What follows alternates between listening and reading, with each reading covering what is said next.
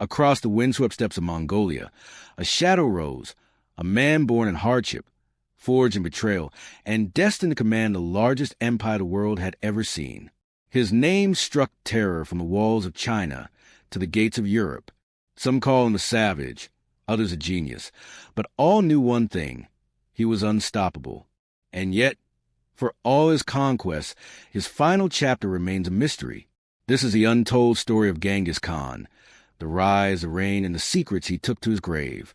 The wind across the Mongolian steppe was a constant whisper, a whisper of survival, of power, of betrayal. By the time Temujin was a young man, he had already seen more loss than most endure in a lifetime. His father poisoned. His mother left to fend for the family in the barren cold. His brothers, sometimes allies, sometimes rivals. And yet, something inside him refused to bend to fate. The boy who had once scavenged for roots and fish along the Onan River began to understand that in this brutal land, alliances were sharper than any sword, and loyalty could be as fragile as the morning frost. Temujin was not the strongest warrior among the tribes, but he was something far rarer, a strategist. He studied the tribal leaders he met, observed how fear, greed, and honor could be woven together like the threads of a felt tent. Where other chieftains relied on kinship and bloodlines to secure loyalty, Temujin offered something different, a vision. He promised wealth, plunder, and a place in a new order, one where merit, not birth, determined status. To many warriors who had spent their lives under petty and corrupt leaders, this was a dangerous and intoxicating idea. But in the steppe, no rise to power was without enemies. One of Temujin's earliest allies was Jamukha, a blood brother sworn by the ancient ritual of Anda. Together, they raided rival camps and forged alliances, their combined charisma drawing warriors from all across the plains. Yet, just as quickly as their friendship had been sealed, it began to fracture. Jamukha was a traditionalist, clinging to the old ways of tribal aristocracy. Temujin, in contrast, promoted commoners if they proved themselves in battle. To the tribal elite, Temujin's reforms were dangerous, even blasphemous. The breaking point came after a daring rescue. Temujin's wife, Borte, had been kidnapped by the rival Merkit tribe in a brutal raid.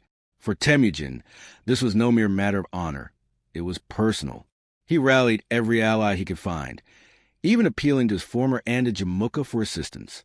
Together, they struck the Merkit in a lightning-fast assault. Borte was rescued, but the partnership with Jamukha would not last. The seeds of distrust had already been sown. Months later, Jamukha turned on Temujin, leading a force of 30,000 against Temujin's 20,000. The battle that followed was one of the bloodiest in Mongol tribal history. Outnumbered but unwilling to surrender, Temujin's forces fought with ferocity, yet the tide turned against them. Many were captured. Jamukha, in a display of cruelty that would shock even the hardened warriors of the steppe, executed 70 young men by boiling them alive. It was a massacre meant to send a message, and it did. But instead of crushing Temujin's spirit, it hardened his resolve. In the aftermath of defeat, he rebuilt his forces, attracting those who were disgusted by Jamukha's brutality.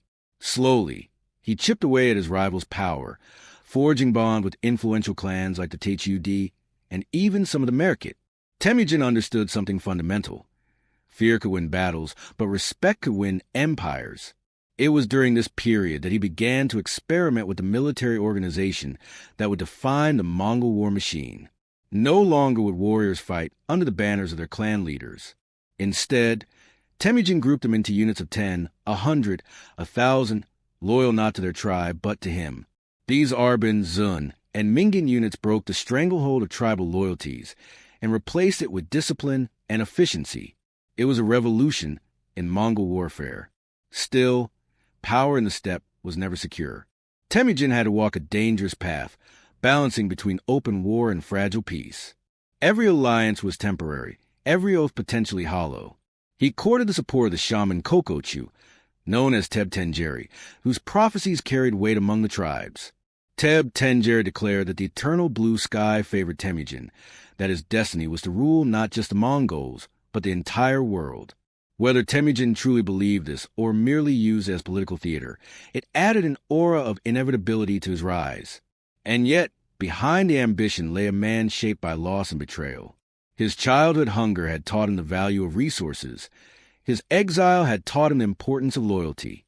These lessons fused into a leadership style both pragmatic and ruthless. Those who followed him could expect rewards beyond their dreams. Those who opposed him could expect annihilation. By the close of this chapter of his life, Temujin was no longer the desperate boy scraping for survival. He had emerged as a force to be reckoned with, his name spoken in both fear and admiration across the steppes.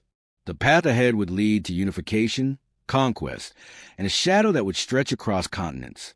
But for now, he stood on the cusp of power, with the wind in his hair, the eternal blue sky above, and the blood of his enemies and the earth beneath his feet. His transformation was nearly complete. Temujin, the ambitious outcast, was becoming Genghis Khan, the master of the steppes, and those who thought they could predict his next move would soon learn the cost of underestimating him. Beneath the endless blue sky of the Mongolian steppe, where the wind sweeps across the land like an invisible ocean, a child was born who would one day change the fate of continents. The year was around 1162, though the exact date remains lost in the sands of history. In that world, records were kept not on paper, but in the memories of elders and in the songs of storytellers. His birth name was Temujin, given after a Tatar chief his father had recently captured. Some say it was a name of strength. Others believe it was an omen of vengeance. Whatever its meaning, it marked the first step of a journey no one could have foreseen. The Mongolian plateau was a land that did not forgive weakness. It was a place of extremes, blistering summers that cracked the earth, winters so cold that the wind could freeze a man's breath in his throat. It was a world where life revolved around horses, hunting, and the constant struggle to survive. Here, tribes rose and fell with the seasons. Alliances formed in the morning could shatter by night, and loyalty often lasted only until the next raid. Temujin was born into the Borjigin clan. His father Yasujai, a respected but not all-powerful chieftain. His mother, Holun, was a woman of fierce spirit, herself a victim of the brutal laws of the steppe, taken from her first husband during a raid and claimed as Yasujai's wife. From his earliest days, Temujin would felt the raw and dangerous heartbeat of the steppe. He learned to ride before most children could walk, to shoot arrows while galloping at full speed, to read the moods of the wind and the shadows of clouds. But beneath this training lay a truth that would shape him forever. In the steppes, you could trust no one completely. When Temujin was around 9 years old, his father took him to choose a bride, a common practice among the Mongols. It was on that journey that Yasujai stopped to eat with members of a rival tribe, the Tatars. They remembered the man he had once defeated, and they poisoned his drink. Yasujai managed to return to his people, but the poison was already burning through his veins. Within days, he was dead. The death of a father in the Mongol world was more than a personal tragedy. It was a political disaster. Without Yasujai's protection, his family became vulnerable. Temujin, his mother, and his siblings were cast out by their clan, abandoned in the wilderness to survive on their own. The loyalty of the steppe was a fragile thread, easily broken when power shifted. Suddenly, the family who had known the security of the leader's tent found themselves scavenging for roots and wild berries, trapping small animals, and drinking from frozen streams. Hunger gnawed at them. The winters cut deep into their bones. These years of exile hardened Temujin. He saw his mother, once the wife of a leader, now reduced to gathering food like a forager, her eyes filled with both determination and unspoken grief. He learned the value of every scrap of meat, every piece of warm clothing, every drop of water. But survival came at a cost. It bred suspicion. Even within his own family, tension simmered. One day, in a dispute over food, Temujin killed his half-brother Bektar. It was a shocking act, but in the ruthless logic of the steppes, it was also a statement. Temujin would not be dominated, even by blood. His hardships did not end there. As a teenager, Temujin was captured by the Taichud, a powerful rival clan. They placed him in a heavy wooden collar, a humiliating and crippling device meant to break his spirit. But Temujin's will was not so easily broken. He studied his captors, learned their routines, and waited. One night, with the help of a sympathetic guard, he escaped, slipping into the darkness, the cold biting at his skin as he fled across the grasslands. It was a victory not just of body but of mind, a reminder that freedom could be taken back if one was patient and clever. By his mid-teens, Temujin was already a figure of quiet determination. He returned to the Angrat tribe to claim Borte, the woman he had been promised in marriage since childhood. Their union was not only personal but political, a vital alliance that would give him both emotional support and strategic advantage. But happiness on the steppe was always fragile. Not long after their marriage, Borte was kidnapped by the Merkits, another rival tribe. For Temujin, this was more than an insult. It was a declaration of war. He could not face the Merkits alone, so he turned to allies. He sought help from Togrul, the Khan of the Karats, and from his blood brother Jamukha. Together, they launched a campaign that crushed the Merkits and brought Borte back. It was a victory that restored not just his wife but his honor, and it marked him as a leader capable of decisive action. Yet, even in triumph, shadows gathered. The bond with Jamukha, once unbreakable, began to crack. Temujin believed in promoting warriors based on loyalty and skill rather than noble birth. Jamukha clung to the old ways, favoring the aristocracy. Their differences would soon ignite into open conflict, setting the stage for battles that would shape the destiny of the Mongol steppe. For now, though, Temujin had survived the impossible, the loss of his father, exile, starvation, captivity, and personal betrayal. Each trial had carved away weakness, leaving behind a man of relentless will. The boy who had once been abandoned on the frozen plains now stood ready to challenge the power of entire tribes. Somewhere deep inside, he must have known his story was only beginning and the world had yet to hear his name in fear. Bitter winds swept across the endless Mongolian steppe, carrying the howl of wolves and the scent of blood. The land was a battlefield long before Genghis Khan's name was ever spoken, divided into countless tribes locked in an endless cycle of raiding, betrayal, and revenge. It was in this chaos that Temujin, now hardened by years of survival and small victories, began to see a vision greater than any chieftain before him.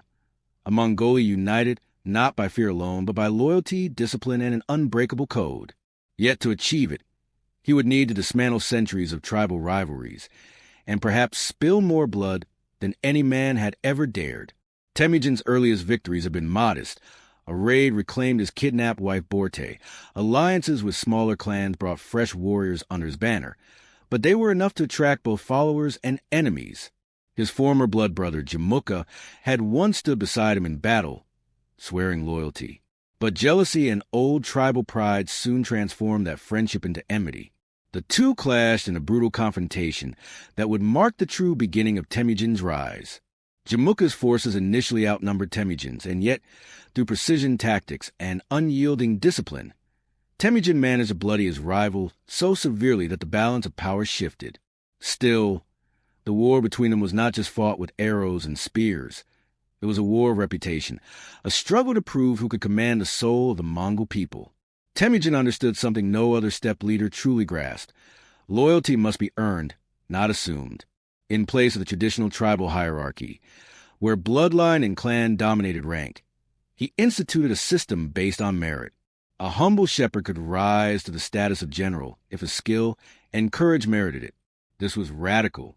Many chieftains scoffed at the idea, but the warriors who served under him began to fight with an almost religious devotion. Every battle was a chance not just for plunder, but for honor. The steppe itself seemed to test his resolve. Food was scarce. Winters could kill entire herds overnight, and every rival leader saw him as a threat to their way of life. Yet Temujin's response was always the same: adapt and endure. He reorganized his warriors into tightly knit units. The famous Arban of 10, Zun of 100, Mingan of 1,000, and Tuman of 10,000.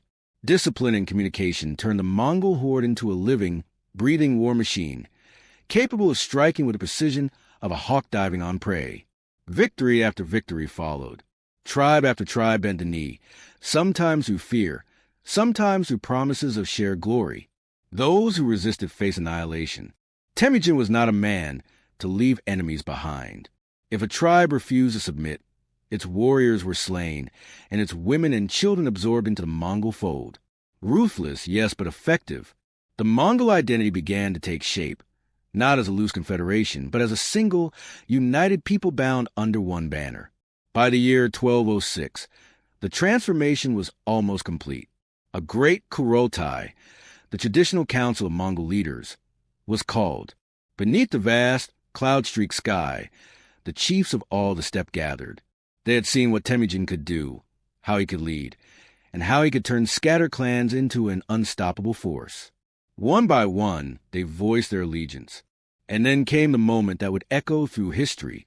Temujin was proclaimed Genghis Khan, universal ruler. The title was more than a name. It was a declaration that the Mongols would no longer be fractured, but one people with a destiny to conquer beyond their horizons. To seal this unity, Genghis Khan introduced the Yasa, a set of laws unlike anything the steppe had known. It covered not only matters of war, but trade, marriage theft, and even the care of animals. Breaking the Yasa was punishable by death, but it created a society in which order and loyalty reigned. Suddenly, the steppe, once wild and lawless, had a code, and the man who enforced it commanded absolute authority. Yet, even in this triumph, shadows lingered. Rumors whispered that Jamukha, though defeated, still lived somewhere beyond the mountains, plotting revenge. Other distant tribes, beyond the borders of Genghis Khan's new empire, watched the rise of this united Mongolia with unease. The Kurultai had crowned a ruler, but the world beyond the steppe had not yet felt the thunder of his armies.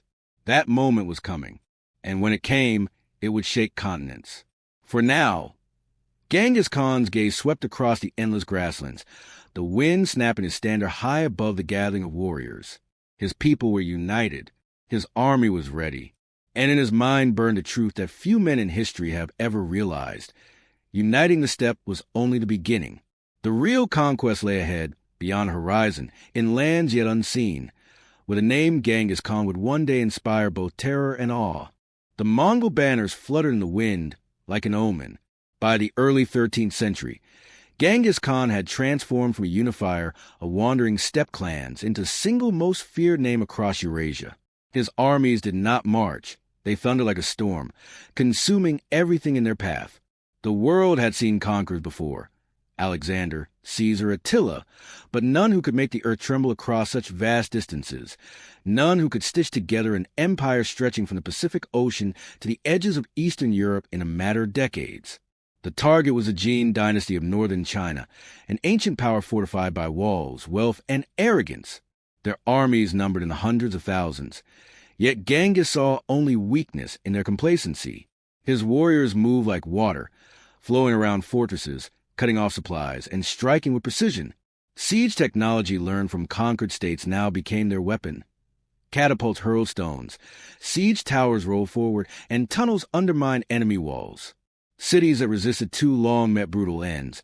Their fall meant an echo in the hearts of every future opponent. With the Jin humbled, Genghis turned westward, where the Khwarezmian Empire stretched across Persia and Central Asia. It was here that arrogance met rage. A caravan sent by Genghis Khan to establish peaceful trade was seized, its merchants executed by the Khwarezmian governor. When Genghis sent envoys demanding justice, the Shah not only refused but executed one of them, sending the Mongol a headless insult. That decision sealed the empire's fate. What followed was not war, it was annihilation. The Mongols burned cities, poisoned wells, and left behind ruins where once prosperity had stood. Nishapur, Samarkand, Bokhara, their names became synonymous with terror. In Bokhara, Genghis entered the city's grand mosque, ascended the pulpit, and declared, "I am the punishment of God. If you had not committed great sins, God would not have sent a punishment like me upon you." Beyond the battlefield, this was a war of minds. Genghis Khan understood something his enemies did not. Fear was a weapon more powerful than any sword. Word of Mongol cruelty traveled faster than the armies themselves, often causing cities to surrender without a fight. Refugees fleeing west carried tales of inescapable destruction. In some places, the mere rumor of the Mongols approaching led entire populations to abandon their homes. Psychological warfare became part of the Mongol art of conquest. The Silk Road, the artery of ancient commerce, now lay under Mongol control. For the first time in centuries, the trade route from China to Europe flowed under a single power, guarded by Mongol riders who enforced peace with the same iron hand they used in war. It was a paradox. The same empire that raised cities also made it safe for merchants to travel thousands of miles without fear of bandits. Gold, silk, spices, and ideas crossed continents in a way the world had not seen before, planting the seeds of what would later be called globalization. But shadows stretched far with the empire. For all the wealth and stability that came under Mongol rule, the cost in human lives was staggering. Historians estimate that tens of millions perished during Genghis Khan's campaigns. Some cities never recovered. Others, rebuilt under Mongol administration, bore the mark of their conquerors in laws, architecture, and military systems. By the late stages of his reign, Genghis Khan's influence had reached so far that even kings and popes in Europe whispered his name. In 1241, after Genghis's death, Mongol armies would ride into Hungary and Poland, their victories proving that the West was just as vulnerable as the East. Yet during Genghis's lifetime, it was the Islamic world and China that bore the brunt of his ambitions. His shadow reached across cultures and religions, leaving behind a strange mix of devastation and cultural exchange. Even in his ruthlessness, there was method. The Mongols did not aim to erase all they conquered. Skilled craftsmen, engineers, and scholars were spared and relocated to serve the empire. Knowledge flowed: Persian astronomy, Chinese medicine, Islamic architecture, enriching the Mongol realm. It was a brutal form of unification, but unification nonetheless. And yet, beneath this vast tapestry of conquest, the man himself remained a mystery to many. Was he a barbarian or a visionary who carved out the first true global empire? Did he see himself as a divine instrument, as his proclamation in Bokhara suggested, or simply as a man who refused to be broken by the world that had tried to crush him as a boy? What is certain is that under his shadow, the map of the old world was redrawn and the course of history forever altered. The world under Genghis Khan was not simply one of blood and fear. It was a paradox of destruction and creation, terror and order, chaos and unity. And as his armies prepared for the next great campaign, it seemed as though nothing on earth could stop the storm he had unleashed. The year was 1227. The winds of the Mongolian steppes blew cold and restless, as if they sensed the end of an era. Genghis Khan, the man who had risen from a hunted outcast to master of the largest contiguous empire in history, was on his final campaign against the Western Xia, the Tanguts. His armies had razed cities, shattered kingdoms, and spread his name as far as Europe, where it was whispered with dread. But even the greatest conqueror is still bound by the frailties of flesh. The details of what happened next are shrouded in one of history's most enduring mysteries. Some accounts claim Genghis Khan was thrown from his horse during battle, suffering fatal injuries. Others say he was struck by an enemy arrow. A darker tale, whispered in the shadows, tells of his capture and secret assassination by a Tangut princess seeking revenge. The truth has been lost in the dust of time, buried as deliberately as his body would soon be. When he finally succumbed, the Mongol warlords knew the magnitude of what had been lost. This was not just the death of a ruler. It was the death of a living storm, a force of nature that had reshaped continents. Yet Genghis had left behind strict orders. His burial must remain forever hidden. No monument, no tombstone, no place for enemies to desecrate or rivals to gather. He wanted to vanish into the earth like the wind that leaves no trace. The funeral procession was unlike anything the world had seen. It is said his body was carried back toward his homeland, and every man, woman, or child who crossed the path of the procession was killed, ensuring no witness would ever tell the tale. Horses trampled the earth flat to erase tracks, and when they reached the chosen place, the soldiers slaughtered the workers who dug the grave. Some legends go further, claiming a river was diverted to flow over the burial site, hiding it beneath living waters. Others say thousands of horses stamped the ground until no sign remained. Where is Genghis Khan buried? Historians and treasure hunters have searched for centuries, from the Kenai Mountains to remote valleys of Mongolia, yet no one has found the site. Perhaps it was hidden so perfectly that it will never be discovered. Or perhaps, in keeping with his own legend, Genghis Khan simply refused to be found. His death, however, did not end his empire. The succession passed to his son Ogidi, and the Mongol armies continued their relentless march. Within decades, they would ride to the gates of Europe, conquering vast lands Genghis himself had never seen. His empire, stretching from the Pacific Ocean to the heart of Europe, was the largest the world had ever known, and much it still bore his imprint in law, trade, and culture. But how should the world remember him? To some, Genghis Khan was a barbarian, a ruthless killer whose campaigns left cities in ashes and millions dead. To others, he was a visionary who united warring tribes, promoted religious tolerance, created one of the first international postal systems, and opened the Silk Road to unprecedented trade. In Mongolia today, he is a national hero, his face adorning currency, his name carried proudly by the people he forged into a nation. Perhaps it is the true immortality of Genghis Khan, not in the hidden bones lying somewhere beneath the Mongolian soil, but in the impact he had on the human story. His laws, his vision of unity, and his strategic brilliance continue to be studied by historians and military leaders alike. His life is a reminder that power, one sees, can echo for centuries, and that even in death, a man can shape the destiny of nations. The mystery of his grave only deepens his legend. Somewhere, far away from the noise of the modern world, the earth cradles the remains of the man who once ruled from the Pacific to the Black Sea. And perhaps it is fitting that no one can stand at his tomb, for Genghis Khan was never a man to be contained. His final resting place is not marked by stone or monument. It is marked by the vast sweep of history itself, the shadows of empires, and the enduring whisper his name carried on the wind. From humble beginnings to an empire that reshaped the world, Genghis Khan's legacy is written not in stone, but in the shifting sands of history. His grave is still lost, his secrets buried deep, but his influence echoes through centuries. Was he a ruthless destroyer, or the architect of a new world order? That answer lies in the shadows of the past. If you've been intrigued by this journey into history's most feared and fascinating ruler, subscribe to History Vault, where every story uncovers the truths time tried to hide. The next legend awaits. Will you ride with us?